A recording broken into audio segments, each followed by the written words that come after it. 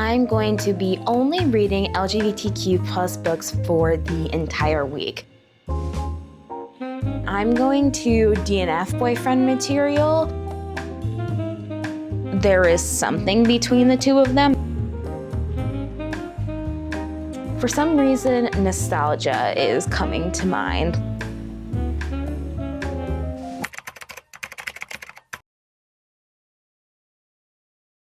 Hi friends, and welcome back to the channel. Welcome to today's video where, as you guys can see by the title, it is June, which means it is Pride Month, which means I'm going to be only reading LGBTQ plus books for the entire week. Now, you guys are seeing this a little bit in the later half of June for Pride Month, which is honestly like the beginning is always so hype and so loved, and sometimes near the end of the month we don't always get the love and hype that we deserve, honestly. So you know what? I'm hoping that this will bring you guys out a little bit with your pride as well. But yeah, my plan is to try and get through at least 3 books this week. We shall see how that goes. I've got 3 books on the docket that I want to read that are LGBTQ related, but you guys know I read LGBTQ books all the time. I try and read them as much as I possibly can because, you know, those stories need to be told. And I also like those types of stories just in general. But the first book that I actually started yesterday when I was kind of like going to sleep is Boyfriend Material by Alexis Hall. I do have the physical copy on here, but I was looking on Libby to see if I could read it on Libby, and I saw that you could borrow it for Kindle.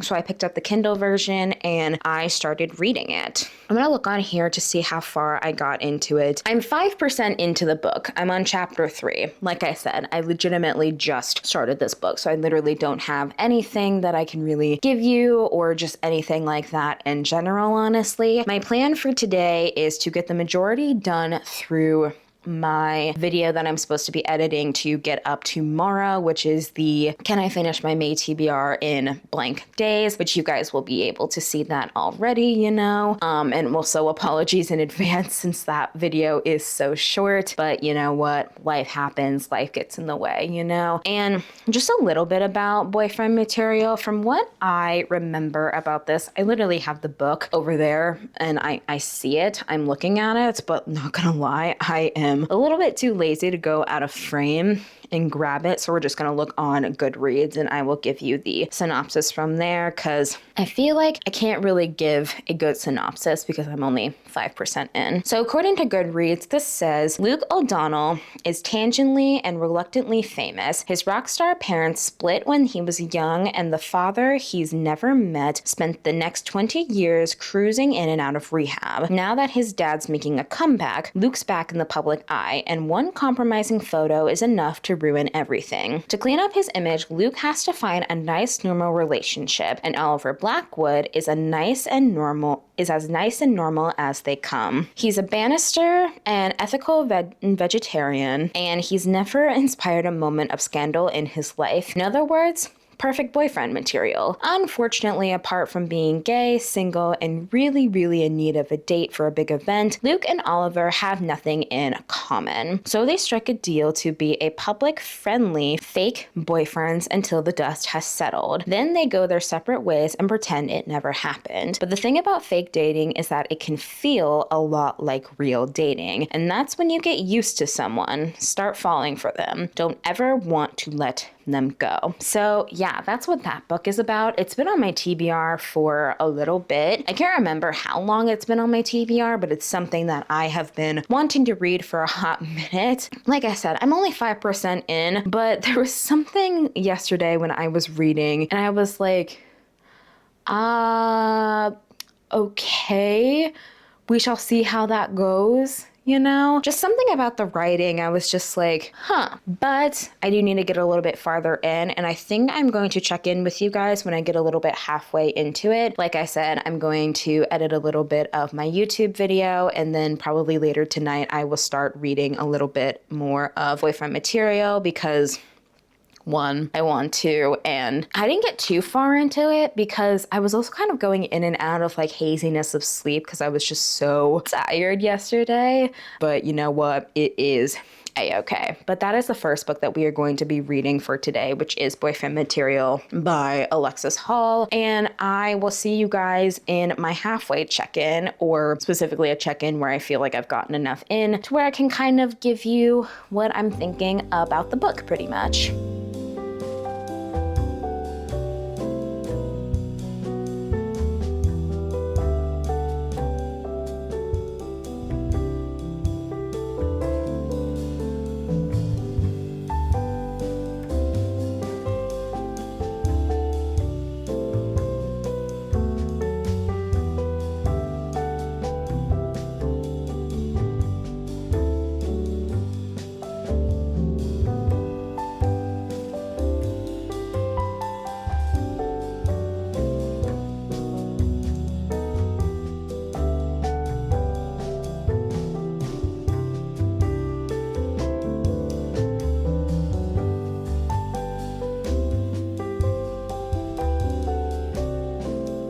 Y'alls, I hope you can hear me.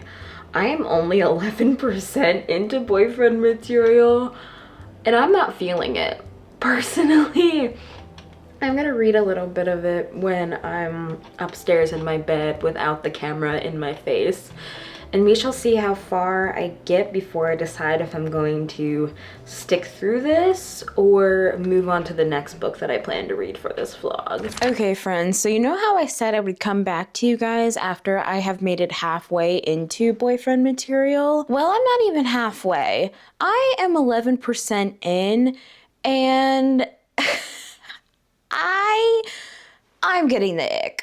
I'm not gonna lie, I'm getting the ick. I was trying to read this a little bit yesterday and even a little bit before I started recording this. It's currently Monday. I tried to read a little bit of it, but I couldn't do it. I genuinely could not do it. So I, unfortunately, at 11%, I'm going to DNF Boyfriend Material. I think I do want to come back to it in the future. Maybe. So it's kind of like one of those DNFs where it's kind of in between, where I'm not too sure if I'm gonna pick it up again or not, but I know that I am not going to like this right now. So I'm going to put it up for now because I'm in my era of DNFing books when they are not holding my attention and when I am not feeling them, you know? I have this rule where if I get 5, maybe 10 chapters in or so, and if I'm not liking a book specifically, I decide to DNF it just DNF it for now. It depends on what I'm feeling. If I know it's a hard DNF, I'm okay, I'm not going back to that. Or if it's a soft DNF, like this one, I think I might come back to it in the future, but I am not too sure right now, at least. But yeah, that's unfortunate. I need to return this copy to Libby as soon as possible, which is honestly, starting off with a DNF in the video for the first part of the video is not a good sign a lot of the time. But I do have more books on the docket that we can read. Let me grab the one that I'm thinking about starting right now because I see it on my TBR cart and it is calling out to me. Okay, so the one that's calling out to me right now is The Devil She Knows by Alexandra Bellefleur. I think I talked about this in my summer TBR, but this one basically follows a woman named Samantha. Peep to it. She's basically having the day from hell, and in 24 hours, her life kind of just falls apart, and then she meets this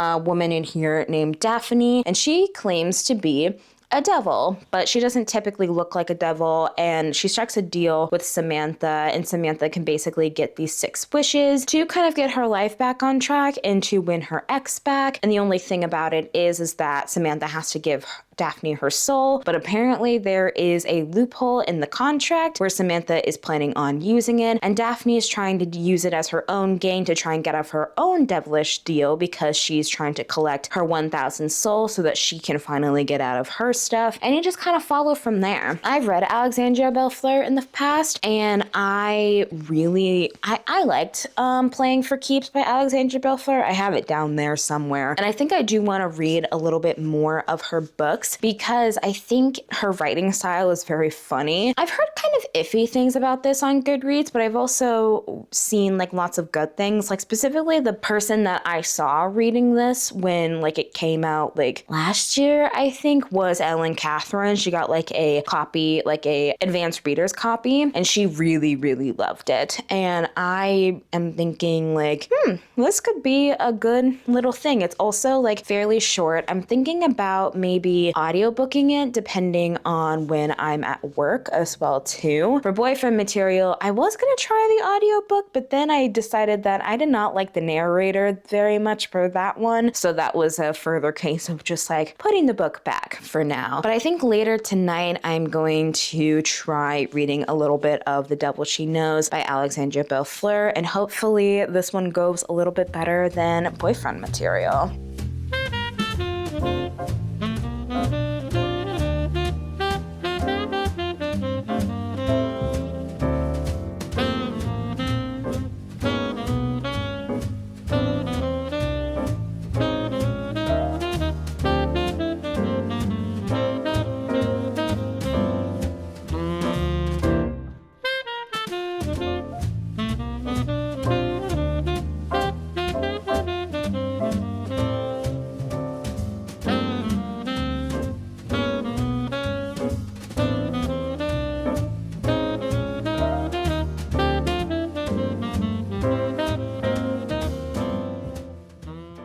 I have made it to chapter 10, which is page 161, which is exactly halfway, especially according to the audiobook. This is tea, friends. This is so fun, so cute, and it's just like, holy shit, this is great. So like I said at the beginning and such, we're following Samantha, aka Sam. She's basically trying to win back her ex-girlfriend and trying to figure out a plan as to win her back. And then Daphne, this lovely woman right here who is a demon and quote unquote claims to be a demon, she's basically like, hey, I'll give you 6 wishes for like your soul or whatever and such. And it is very funny.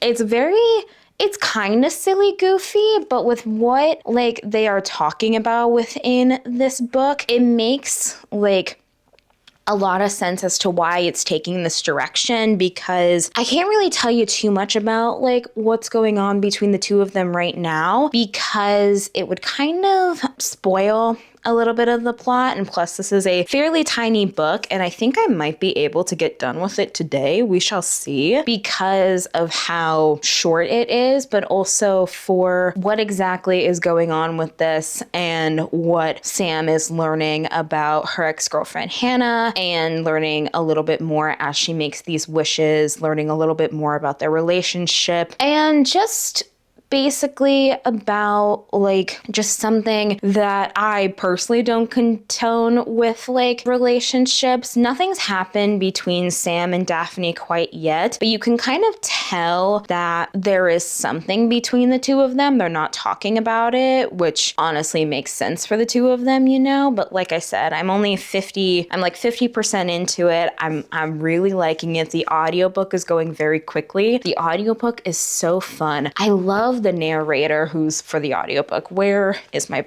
phone? I need to look and see.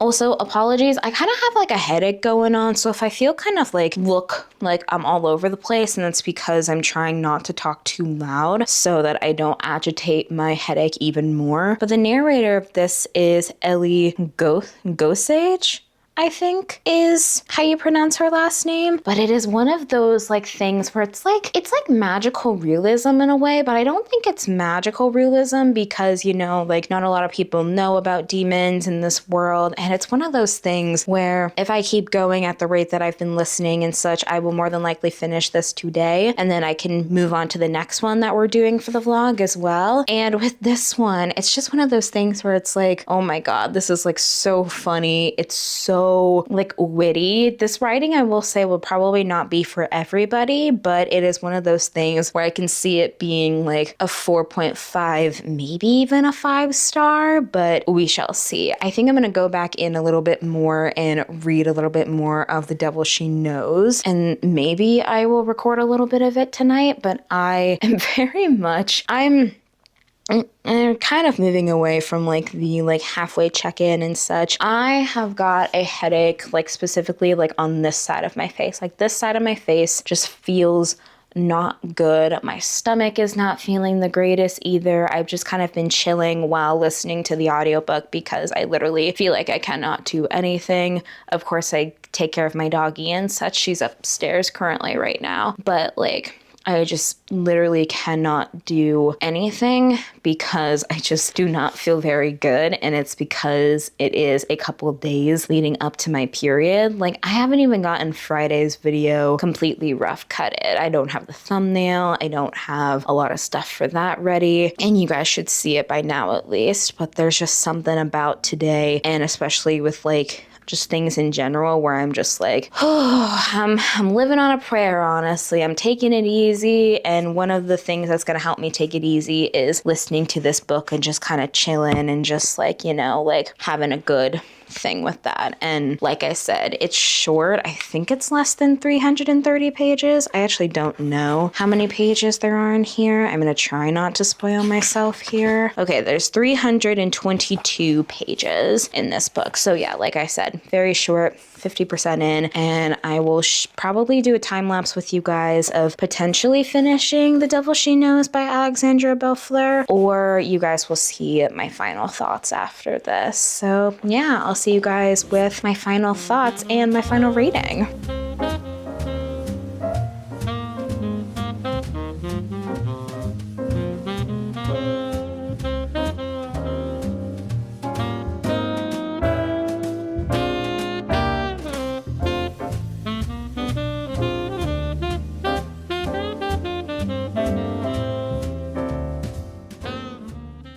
I have officially finished reading The Devil She Knows by Alexandra Bellefleur. So I have a little bit of a story time with this book. And yesterday, after I talked to you guys after the halfway mark, I started to get basically a headache and a sinus kind of like pain on the left side of my face. And I was listening to a little bit of the book, and then I fell asleep, but I don't know where I fell asleep at. And then I woke up to the book playing, and I was like, oh shit, what the hell happened? So I kind of missed a little bit of the context into Daphne and Sam developing feelings for each other. And if you're wondering why there's a little like white fluffy thing right here, it's because Kona's down here with me. You guys saw her in the previous clip. It's a little bit of a stormy day, and Kona does not do well with the storm, so she's kind of down here with me. We're just kind of like chilling in the basement, and we were down here a little bit when the storm was a little bit more on the rougher side. It is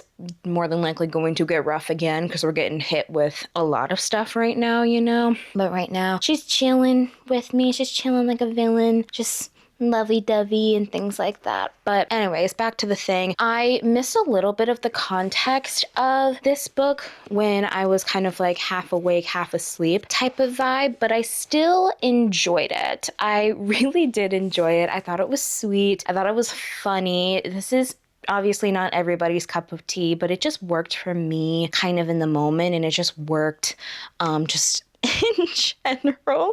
She's kicking my camera, but it's okay, or the tripod where the camera's sitting and such. But it worked for me at the time, and I think my rating is somewhere in between a 4 and a 4.25. I think I'm gonna have it be a 4, mostly because of the fact in the beginning, the way that it started out was actually really fascinating, and we learned the reason why Samantha was having just like this day from hell. And when Daphne first came onto the page, her humor was just amazing. She had such a funny type of way of just like holding herself and just like talking about different things in general, which is one of the things why I really liked this. And I think Daphne is probably one of my favorite like female like love interests that I've ever read in a book. Like, she's so funny. She's just one of those people where you're just like, what in the world? But she's just funny in that way, you know? And with the structure of the book, it actually worked really well for their love story, you know? Like, we got to learn, obviously it is silly and you definitely get the silly aspects. I mostly audiobooked it because that's kind of what felt best for me personally, and I think the audiobook definitely helped in that aspect, mostly because of the fact that, one, the narrator was really good and she did Daphne really, really well. I mean, Sam was a good like character to follow as well too. It was also told in third person POV, so it kind of felt a little bit distant, and I kind of felt like, oh, this is good. Like, I can like get with this because we're not completely in people's minds. We're just kind of like chilling, kind of like on the outskirts of things and such, you know? And I really actually enjoyed it. I would recommend this to people. I think it is a very funny read. This is my second Alexandra Bellefleur book that I have read, and I want to keep reading more of her books because I actually do like her writing style. I originally, at the beginning of this year, actually, I read Playing for Keeps by her and really liked that one. And honestly, I think this one might be a little bit better than Playing for Keeps, honestly, but I think I'm gonna keep it at the 4-star range. I don't know if I can give it a 4.25 because of not really things that kind of irked me, but I wasn't like 100% into their relationship. I'm 99% in, but like the 100 part is where I'm like, oh, 5 stars galore. Like,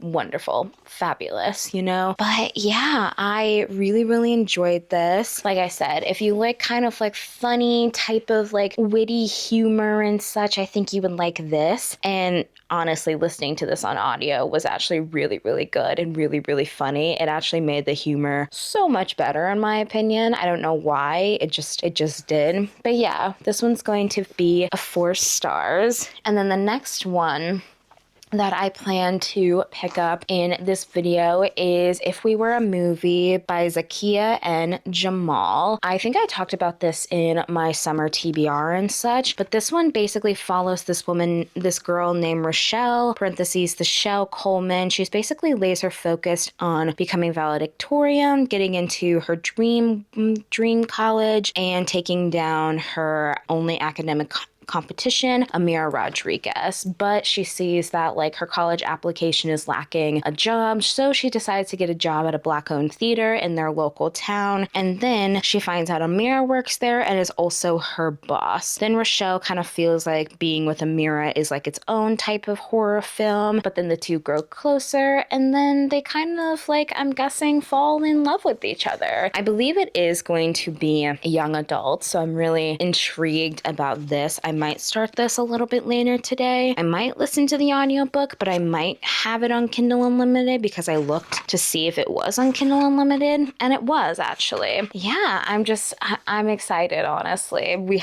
didn't start off the video too well with boyfriend material, but then we picked it back up with The Devil She Knows, and I'm hoping that this one can end the video in kind of like a lovely type of like full circle way of just things in general, you know? It's cute, it is young adults. I don't know why, but I'm always particular to young adult queer stories, whether it's gay, sapphic, or just whatever. I don't know why, just young adult always kind of seems like not really like pure, but it just kind of feels like something where it's like, oh, young love and being able to show who you truly are and be who you are with someone so young, because so many people, especially like older people, they weren't able to have that lovely queer type of like young love experience, you know? And I think I'm hoping that this one will give me all the vibes. It's a fairly short book as well too, but yeah, I think I'm gonna start this in a little bit and we shall see how it goes as well too. But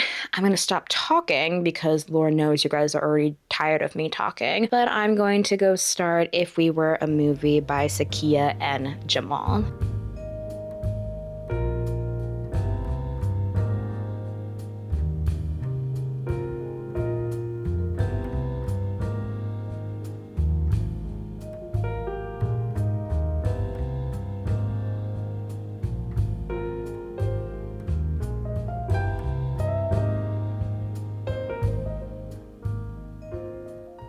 Hey friends, I'm coming in with my more than halfway check-in because according to the audiobook, I am about 66% of the way through If We Were a Movie. I am really liking this. I don't know if I'm liking it as much as The Devil She Knows, but I think I am liking this story a little bit more. I think I told you guys a little bit about the start of this book and where we're at right now. I read the majority of it today. I had work earlier today and listened to the majority of that at work, and then I went to go hang out with my friend Michaela. Didn't bring my camera with me because I just didn't really want to bring my camera with me. I didn't feel like dragging it along. I didn't feel like vlogging, and I'm like, I'm just gonna record it when I'm next with you guys here, you know? But I've gotten a little bit more into If We Were a Movie, and I'm really liking this. And mostly the reason why I think I'm liking this is not because of the writing style or anything, or not because of just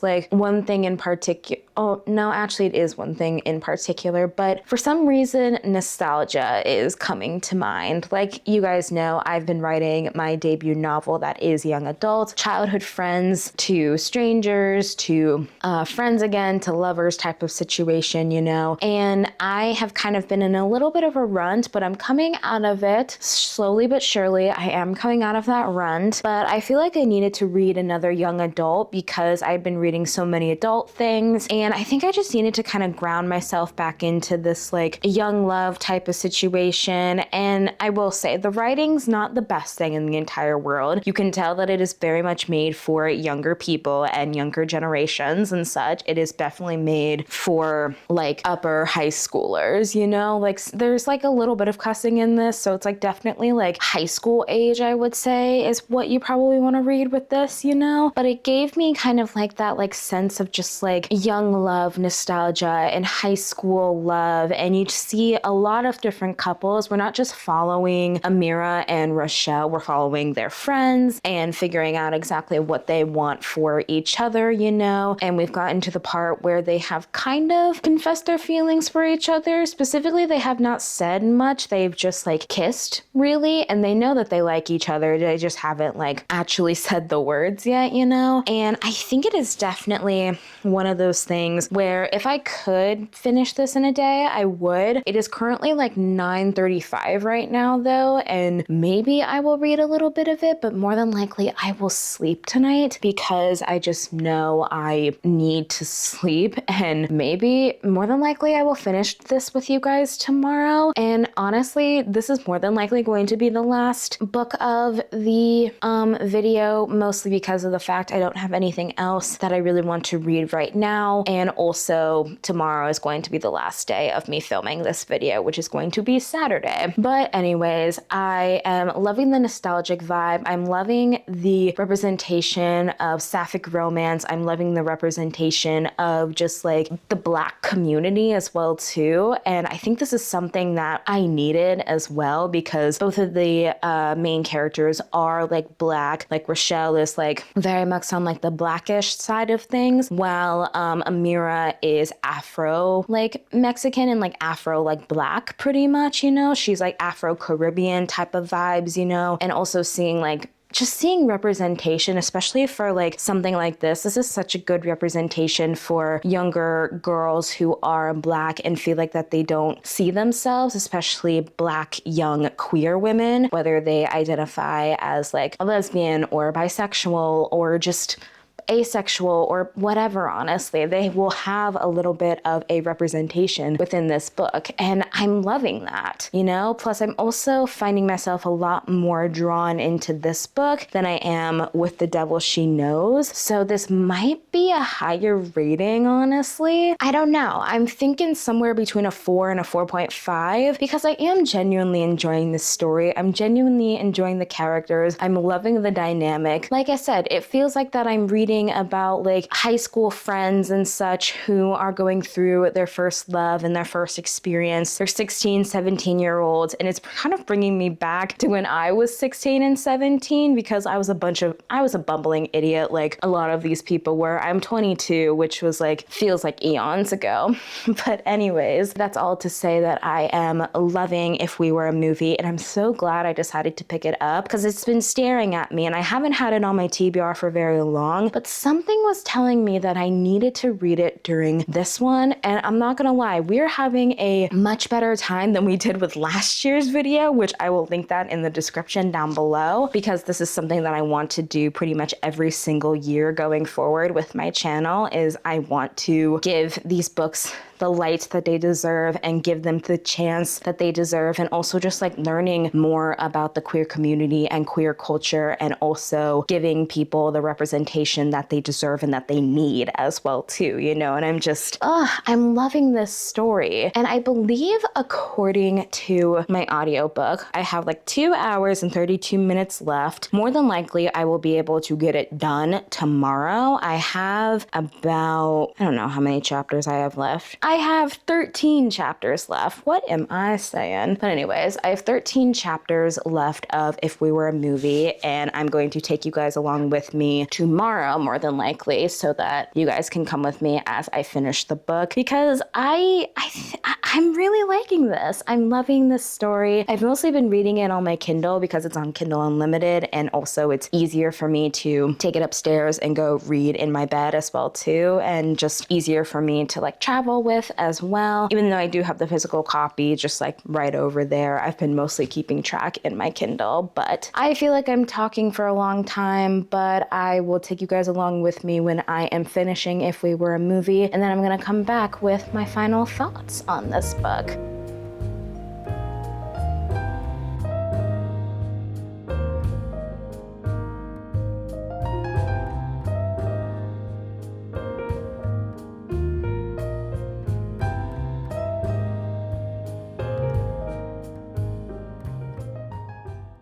I have officially finished If We Were a Movie by Zakiya and Jamal, and this was everything that I expected it to be. Now, let me start off by saying, whenever I go into young adult books, I know for a fact that the writing's not always going to be the best thing in the world. It's going to lean a lot more towards like catering towards young adults who are in the age range of like 15 to like 18 and such like that. And you just know that it's going to not always be the best quality of writing, but sometimes you just need that little thing of like nostalgia where you don't always need the writing to be the best thing in the entire world. You don't always need the story to like be too deep and too complex and such. And I really enjoyed this. I was debating for a long time what I was going to rate this book, and I think I'm going to give it a solid 4 stars. I think it's better than The Devil She Knows. I will admit that. I think it is much better than that. Honestly, I'm thinking maybe even a 4.25 because I really genuinely enjoyed this story. I love the representation of Black teenagers and specifically LGBTQ teenagers and telling their story and telling young love. And when we finally got to the point of them getting together, it wasn't really like a defined thing of like getting together. They knew that they liked each other. They knew that they would like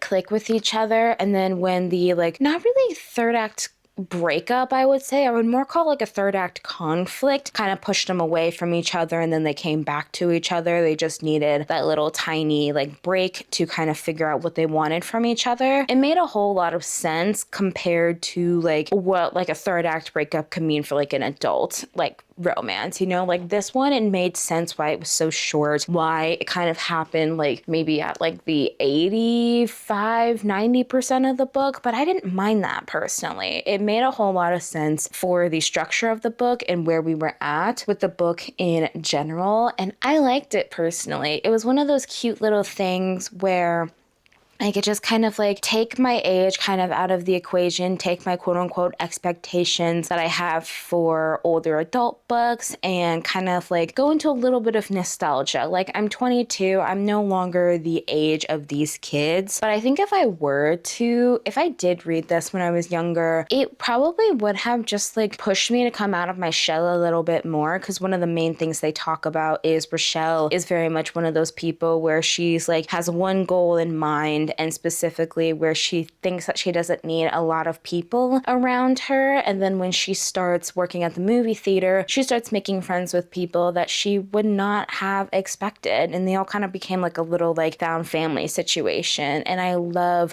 found family in young adult settings, because it's one of those things where, especially when we're young, sometimes we're not always blessed to have good family blood, and like specifically good family from our blood and like our bloodlines and such, that sometimes we need to choose those chosen family. And Rochelle, even though she had a really good support system behind her with her mom and her other friends as well, she gained a much better support system by working at Horizon, which is the movie theater and such. And it was one of those things where it was nice to see non-binary representation. It was nice to see gay, sapphic, asexual representation. And it is definitely one of those books where I think young people, like specifically, I would say the youngest would be maybe like 15 to like 18, I would say, that could read this. It's great, you know? Or maybe even I would go with like 14. But if you're like 14 to 18, I think you can relate to this, and I think you can enjoy this, specifically if you are a junior in high school at any point going into your senior year and just need a little reminder to like just have fun and not everything is about school, and also to keep your mind open about a lot of shit. It is one of those books where it is so fun, it is so sweet. Like I said, it's not the best writing in the world, but I can appreciate it. So 4.25 for this one, and that is officially going to be the end of the video. So kind of to recap what we had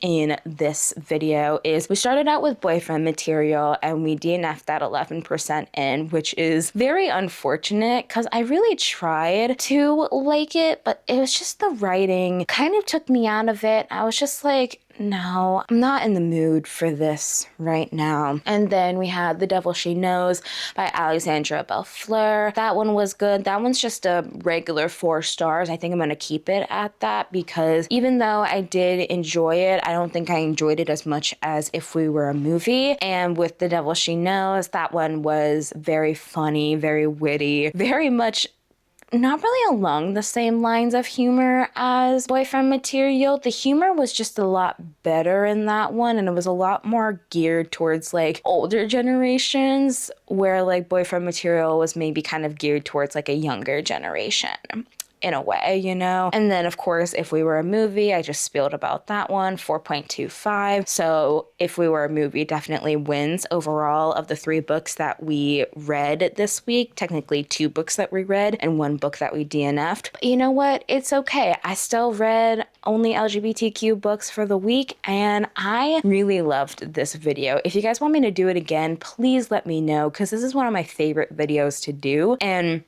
no matter what, where the future of this channel goes, I will more than likely be doing that because everybody deserves representation, not just during Pride Month, but all the time. Same with like reading like Black authors like Zakiya Jamal, you know, Zakiya and Jamal. Like so many people need that representation, and people need to read more of that like diversity stuff. But again, I'm rambling too much. So thank you guys again for watching. I really hope you enjoyed this. And if you did enjoy it, please make sure to like and comment down below. If you don't know what to comment down below, tell me who are some of your favorite LGBTQ authors that you love to read from. One of my favorites is Casey McQuiston, as always. But let me know if you guys have any others that you like to read. And then if you liked me, please make sure to subscribe and turn on post notifications and look in the description as well too. I have my Fable, my Goodreads, my TikTok, and my Instagram down there, along with my bookshop.org, which if any of the books that I have read in this video or have mentioned at all in this video intrigue you, there are going to be links in the description down below from bookshop.org where you can click on it and you can order it through an independent bookstore of your choosing. It helps support your local indie businesses and your local independent bookstores. I love using it all the time. It's one of the great things to kind of keep it going, and you can just kind of like enjoy these like books, you know? And of course, I post every Monday for either reading, writing, or lifestyle vlogs. It kind of depends. Right now, I am kind of in the groove of doing every Wednesday for doing bookish content, which is things like looking at my summer TBR, 5-star predictions, TBR videos in general. Coming up at the beginning of July, we're going to be doing our mid-year book tag because July 2nd is the middle of the year. So we're excited for that and stuff. And then of course every Friday we do Tomodachi Life Living the Dream. We're having so much fun over there, so much drama, so much just like excitement in general that I'm just like, yes, let's go. Yeah, that is pretty much it. Thank you guys again for watching, and I truly hope that you guys have an amazing day, week, month, and year. See you later, friends.